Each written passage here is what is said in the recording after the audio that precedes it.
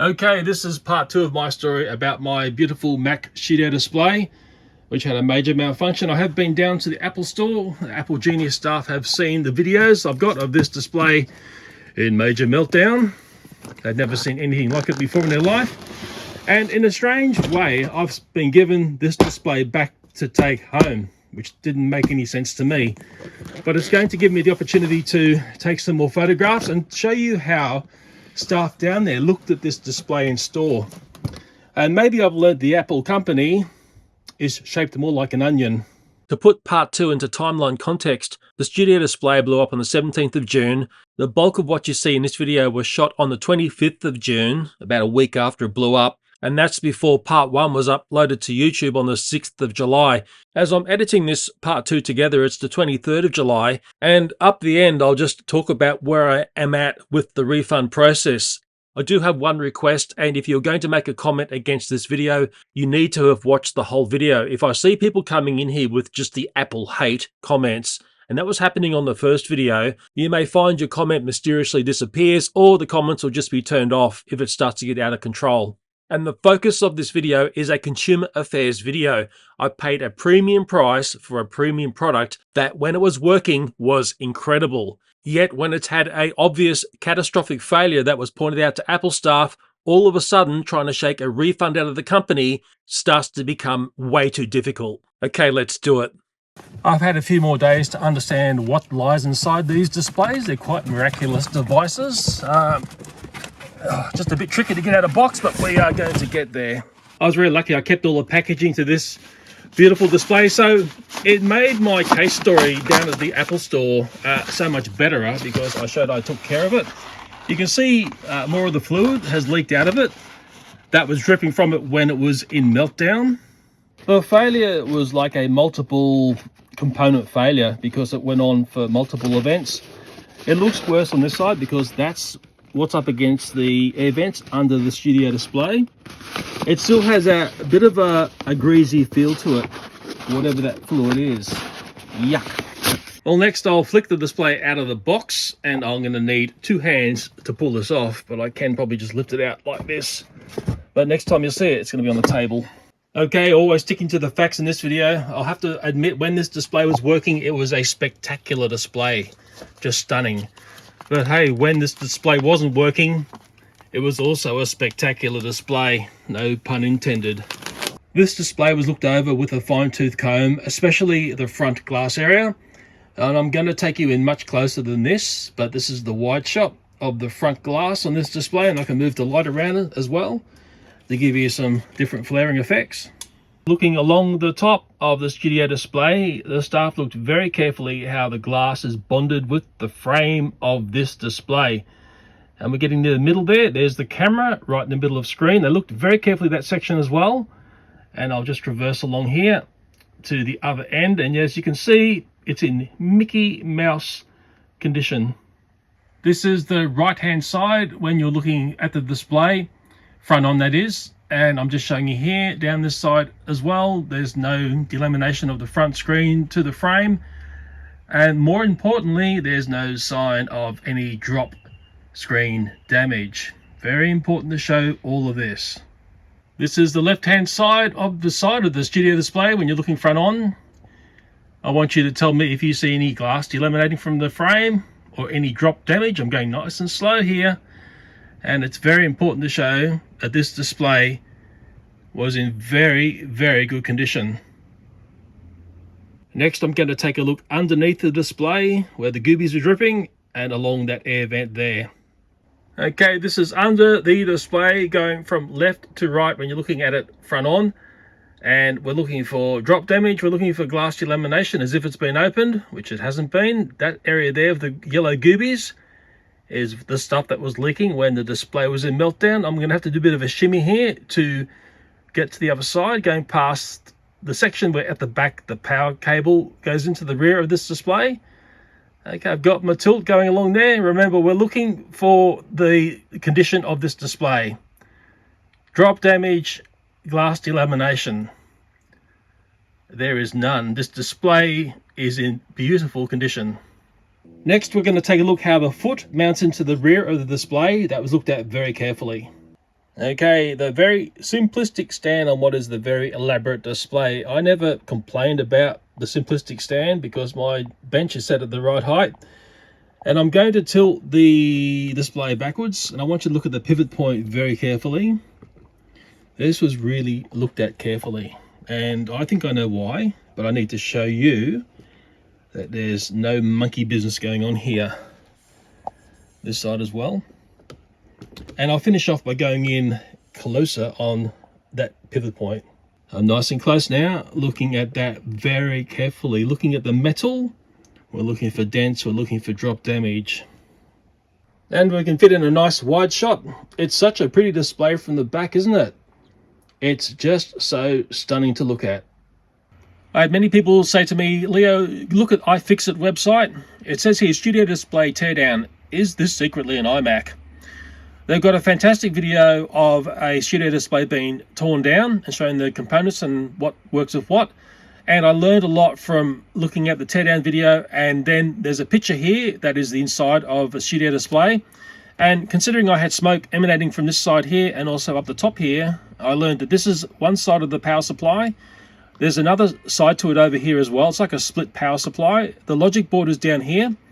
There's obviously two fans there looking like eyes, and the speakers are off to the side here. But seeing the smoke come from this side says to me the power supply, and to think about split power supplies, and I'm sort of wondering why, maybe to make it thin. There's a picture of it there. Okay, apparently a new design, but maybe the fanboys can tell me more. Looking back at this picture here, and I did in store ask, does this display carry any storage? And I was not really told yes or no. It was like a maybe. But looking at the teardown here and looking at what iFixit said, they said it's got an A13 Bionic chip. It's got 64 gigabytes of storage down here on the logic board. It's basically said to be an iMac mini running iOS. So what's held on the logic board, what's data is being stored on this studio display? Remember, that's the iFixit.com website. I learned a lot from that. I'm going to transpose that picture there and put it onto my studio display via some baking paper. It's going to be a rough picture, but what I learned in the Apple store was the staff had little torches and they were peeking down the vents here to see inside. And guess what? We're going to do the same. Okay, I've been a very busy, hopefully productive boy using the iFixit.com's tear apart of the studio display, which lets me see where the power supplies are. I need to understand where these are in my machine. I went online and I actually found one of their pictures which identifies who makes the power supply. Solemn. We won't get caught up talking about this.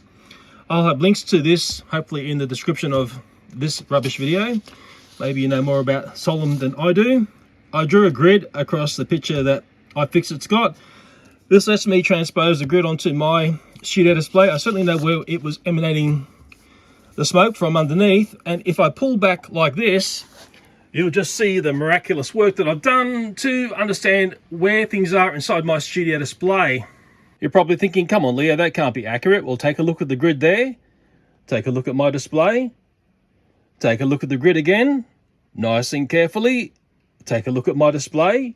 Close enough for you? I'll explain what I've drawn because these are the important parts of this display. Looking at the right hand side, this is a fan. There are two fans in this device. It has a vent up the top here, which can be clearly seen looking at the perforated holes along the top. If you poke a torch down the top here, you can see down into the fan, and you can see this side of the fan if you know where to look. It's pretty easily seen. Now, hopefully, in this design here, the fans are sucking air from the bottom across the things that get hot, like power supplies, and it is venting the air up to the two vents that can be seen along the top of the machine.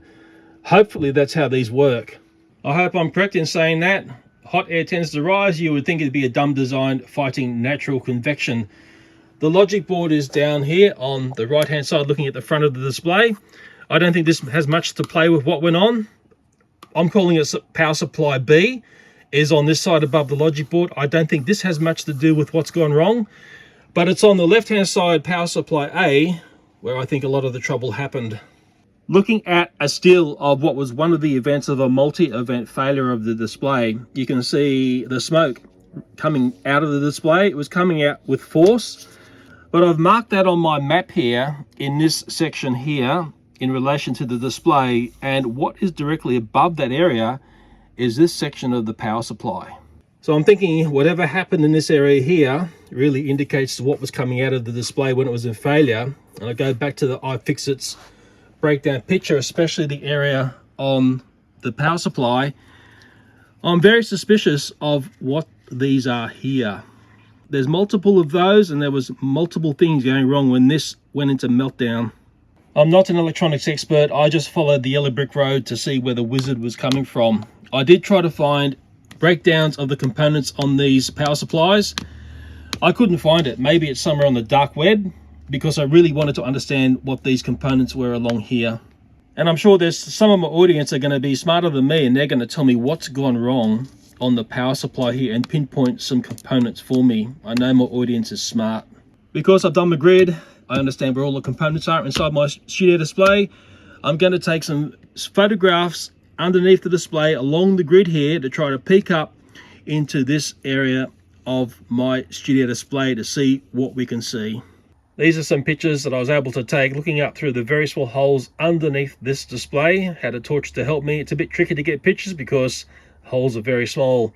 Thank goodness it looks messed up in there. If it looked clean, I would certainly be worried. It certainly points to the fact that power supply has had a problem here. I can see what looks like a very furry, fuzzy, ugly thing in there. I've got no idea what component that is, but it looks like the gooberies that were coming out of this display when it was failing. I can also see the back end of what looks like capacitors.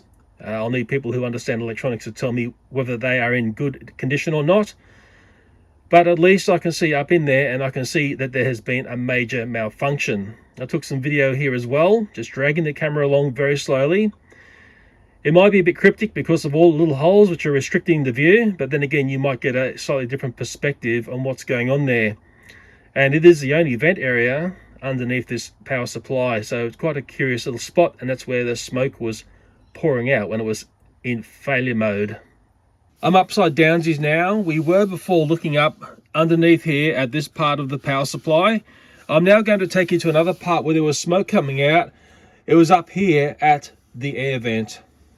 This is looking at the cooling fan on the side of the studio display where all the smoke was pouring out. There was certainly smoke going up through this fan and coming out through the top of the machine. I've taken stills and I've also taken some video. Have a very careful look at what I'm showing here.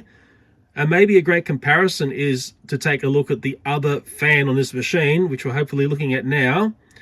And hopefully we can see that the other fan looks to be in better condition than the fan where the failure happened on this machine, which seemed to be all on one side. Bubble, I'm not sure whether you're helping me or hindering me at the moment. I'm sure she thinks she's helping. She's purring, which is often a good sign. Come on, I think you need to go. We're going to settle down here, are you? Looks like she might be settling in. Of course, there's something new on the table, and she wants to investigate it because that's what cats do. Yeah, very typical cat. Bubble, what are you doing? Come on. Move from here, please.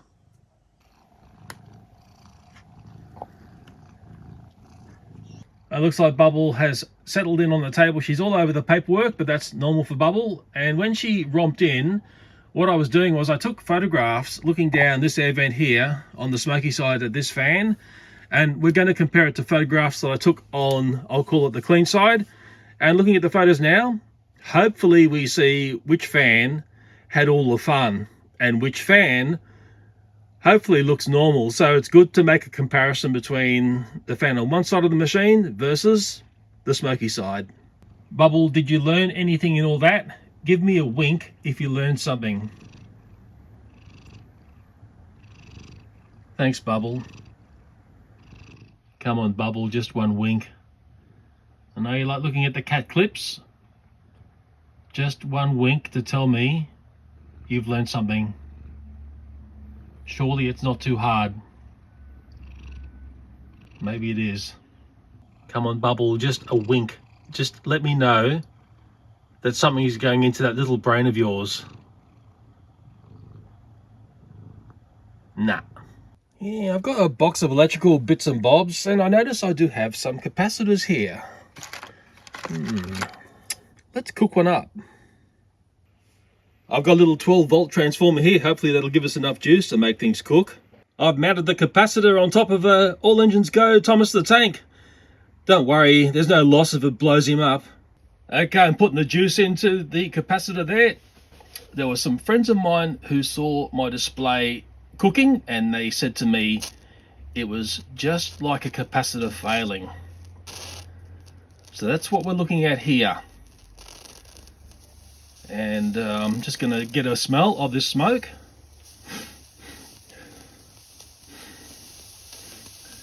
That's exactly the same smell as I was getting as my studio display was going south. And we're still cooking away here. The first event when it started was really dramatic. A great big plume of smoke, very gushing, loud gushing sound. And yeah, that smell. Oh yeah, okay, it's exactly the same smell. And it was scary for me because I didn't know what the sound was. I didn't know where the smoke was coming from, and I started recording probably about 20 seconds into the event. But yeah, that's exactly the same smell. That's a capacitor cooking off there. They've got like a little area at the bottom that vents when they go wrong. That says a lot to me seeing that. I've got two capacitors here. The one on the right hand side is one that I've cooked off and turned into a smoke machine. The one on the left hand side has yet to be played with. Noticing the one that I've blown up has got a bulbous bottom. The one which hasn't been blown up has got a flat bottom. Also notice the color of the fluid on the one that I played with looks just like the stuff that was dripping from my studio display. So I'm starting to join the dots of what's gone wrong in my studio display. And maybe if you have any sort of electrical smell or any hint that something's going south in your studio display, I'd get it back to Apple real fast. This is the reshot ending of this part 2 of the studio display fail. This is the 23rd of July when I'm shooting this, because things have evolved. And you're probably asking, Leo, why have you got a Thomas the Tank in your hand there and it's an AEG version? Well, featuring a toy like this on YouTube these days is like looking at forbidden fruit. And I've got an extraordinary video that's been delayed because of technical issues that looks into how hard it is to buy one of these toys at my local shopping mall. It is astonishing how this franchise here seems to be going south. And guess what? Thomas is about to go south as well. In the first episode, I featured this timeline details, and I had some dates now because I can see into my computer. These are the dates that I shot video around of the studio display playing up. Now, if I have any more trouble from the company I bought this from, we're going to go back and we're going to look at this video very carefully. Okay, I think it's just best to say I now know the dates, basically 3 weeks before it went poof. What am I using in the interim? Okay, and I've got bubble here now, so all hell is going to break loose. I'm using this here. The first thing I'll say is I can buy 8 of these to 1 studio display. I'll say that equation again with bubble in the background, 8 to 1. And this is not a studio display, of course. When I first cranked this on, it gave me a headache because I was so used to the clarity and the beauty that the studio display does, because it's a spectacular thing when it's working. I never had a complaint about how it worked. I'm actually just getting used to a curved screen because the replacement monitor I want to buy could be curved, and it's very hard to find anything like a studio display. Maybe you've got suggestions of what I could go to. I'm going to put a little bit of a bit more info about this picture that would have been in this video. The power supply in Australia is 240 volt. As for the actual power board in my studio display, whether or not it's like this from this company, Solemn, I think it's a Korean company, unknown. So we'll put that little caveat there for that. And I've got Bubble sitting right next to me. Man, this is going to cause chaos. Bubble, I need the next sheets. Thank you to, I don't have any association with iFixit.com, but I did extensively use images that were derived from their website. Of course, that was one of my own images, so I can thank myself for that. I mean, I like to give credit where credit's due, and I think that image there helped me a lot to understand what's going on inside. Okay, so I fix it. I'm giving them the thumbs up, and I've got no commercial connection to them. Now, I'm going to read to you the first Genius Bar report. Okay, I've been through 2 of these, but I've only got one which has been sent to me. Let me read this to you. I hope I don't stuff it up. Okay, it says the issue smoke steam reported coming from casing, now no power. Steps to reproduce verified with video recorded by customer of issue. So yes, I showed the video in the Apple Store to the staff there. They were fairly poker faced to a certain point. There's only so much poker face you can pull off when watching the video I had. Had issues with sleep and wake previously. Has had firmware update issues previously, and all that's correct because that's what I reported. And it goes on about the cosmetic condition, and this is the part I didn't quite understand. It says minor marks on bottom case. Now, we looked at that in this video. You tell me what marks you saw. Markings near exhaust area. Where? I'd like to know. Minor residual on bottom casing. Well, that's at yellow goobies. There was a lot of residual. There wasn't minor, there was a lot. It's quite interesting the way this is written up. Proposed resolution, and customer opted for return refund under consumer law. Well, yeah, that's the thing. I've actually asked for a refund, and that's been interesting. I'll just say it like that without saying a nastier word. Couldn't process return in-store on in-store point of sale as it's in a sale with a CTO model. CTO is configured to order model, and the Apple Store was saying to me they couldn't see what I'd purchased and how much I paid. And I was just thinking, wow, I went in there twice to try to get a refund in store. They could obviously see the studio display had failed badly. Why they gave it back to me after the first Genius Bar interview is weird. It should have been kept in store. And I learnt the word for why they keep stuff in store later on. I'll explain that. But to get on to the, I'll call it the web orders here. And these are the web order forms. And in the whole process of me trying to get a refund, I've had to generate these, send them to Apple. So it's almost as if they can't even see these. So there's that side of it. That's the Mac Studio. Then there's a studio display and all the other bibs and bobs here. And in my local Apple Store, they kept saying to me, we just don't know how much you paid. But as I found out, the price here of $2,499 has been the same ever since it's been on the market.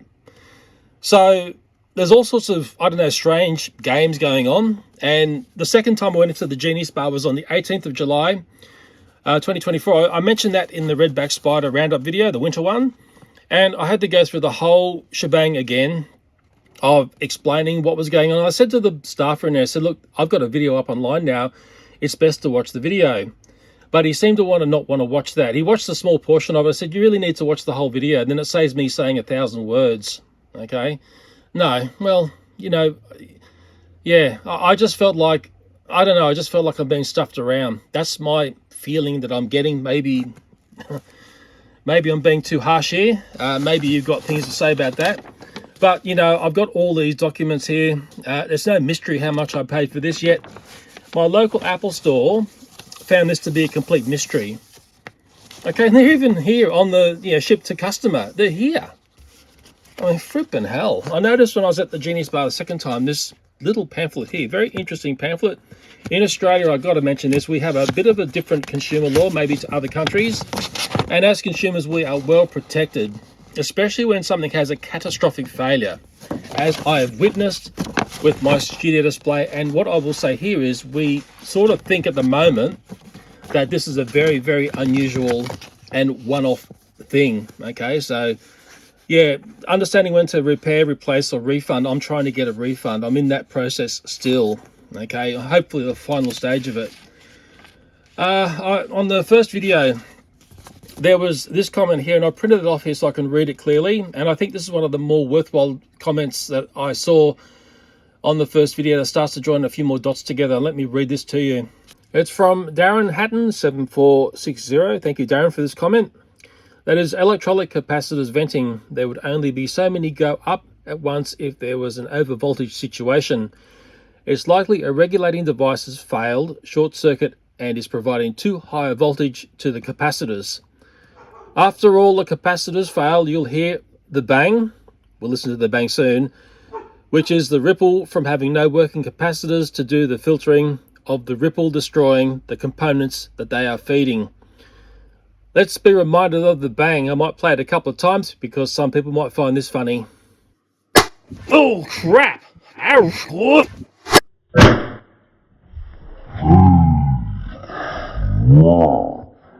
Ow.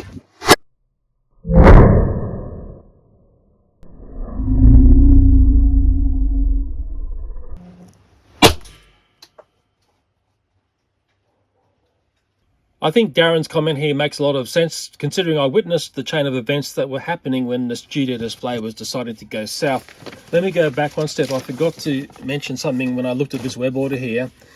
And it was the second time I went into the Genius Bar, and I found out it's actually called a capture device. So I was told to go in there to have the device captured, and sure enough, they captured it. I have been through 2 phone calls as well to try to get a refund. I'm hopefully near the end of this process now. Yet I haven't got to the end. And the first time around, I recorded all these, okay? The first time around, I went through of course, you go through the robots first. Then I started to go up the ladder of different people. So many people I spoke to. It was like going on a world tour twice around. I heard every accent known to man. I got into the American realm, and then the call dropped out. How incredibly frustrating. I'm just totally lost for words, actually. And I think I've got a great argument point just to take my studio display back to my Hornsby Apple store and say, guys, get your shit together and help me. Don't play this 2-company BS game that you can't see my order. You need to help me here. Because obviously, trying to follow the telephone numbers on invoices and whatnot just gives me a world of pain. Okay, so the next day I tried again. I was almost not going to try again because you know what? I'm almost beaten. I almost feel defeated, but I'm going to struggle on here and just keep doing what I'm going to do as a consumer. Okay, so I know my rights in Australia, and I'm going to fight on. And I'm dealing with is it a $3 trillion company, $3.2 trillion company on a $2,500 refund. That's the equation. Now please correct me if I'm wrong there. Okay, this is my 3rd attempt to get a refund on my Apple Studio display. I tried twice in store and failed. And of course in store they said they couldn't see into my order because it was a web order. I tried yesterday on the phone.